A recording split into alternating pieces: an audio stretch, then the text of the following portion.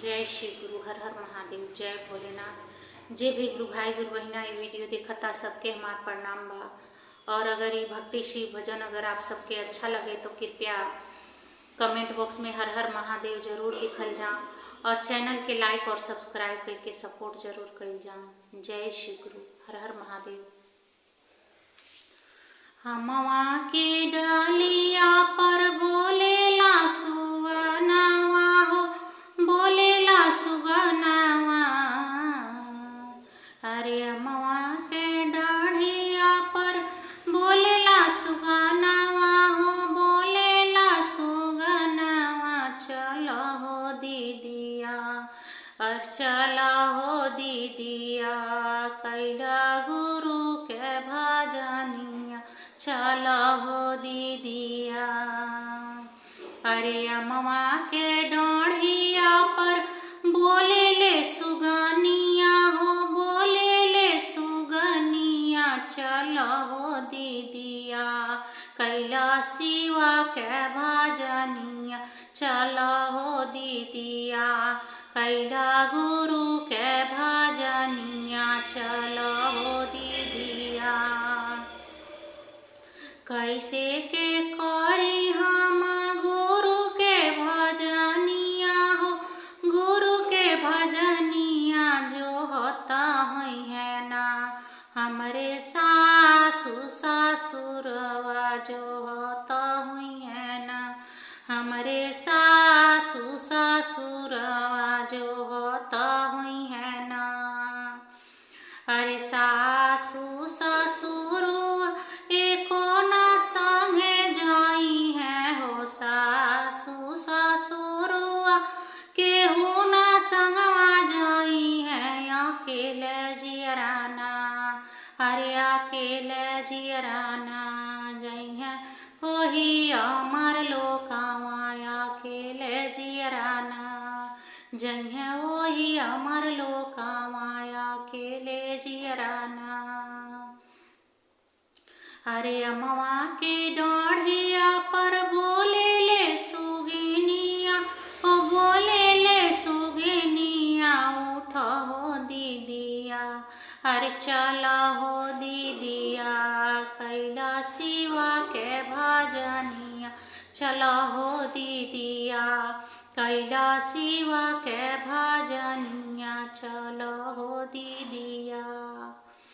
अरे कैसे के करी हम शिव के भजनिया हो, शिव के भजनिया। जो होता है ना हमरे जेठ हो जेठानिया, जो होता है ना हमरे जेठ हो जेठानिया। जो होता है ना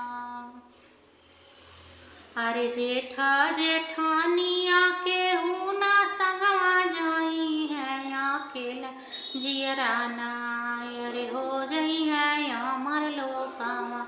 अकेले जियराना जई है वही अमर लोकावा। अकेले जियराना जई है वही अमर लोकावा। अकेले जियराना हो। अम्मा की डाढ़िया पर बोले ले सुगनिया हो, बोले ले सुगनिया। चलो हो दीदिया, कैला गुरु के भजनिया। चलो हो दीदिया, कैला शिवा के भजनिया। चलो हो दीदिया, कैला शिवा के भजनिया। चलो हो दीदिया। कैसे के करी हम शिव के भजनिया हो, शिव के भजनिया। जो होता है ना हमारी देवर देवरानिया। जो होता है ना हमारे देवर देवरानिया। जो होता है ना हो देवर देवरानिया। केहू ना संगवा जाई है हो, केहू ना संगवा जाई है। अकेला जियराना हो, अकेला जियराना जई है वही अमर लोकावा। अकेले जियराना जइहे ओही अमर लोकावा अकेले जियराना, जइहे ओही अमर लोकावा अकेले जियराना। अरे अम्मा की डाढ़िया पर बोले ले सुगनिया हो, बोले ले सुगनिया, जागा हो दीदिया, अरे उठा हो दीदिया, कैला शिवा के भजनिया, जागा हो दीदिया, कैला शिवा के भजनिया, चला हो दीदिया, कैला भोला के भजनिया, जागा हो दीदिया।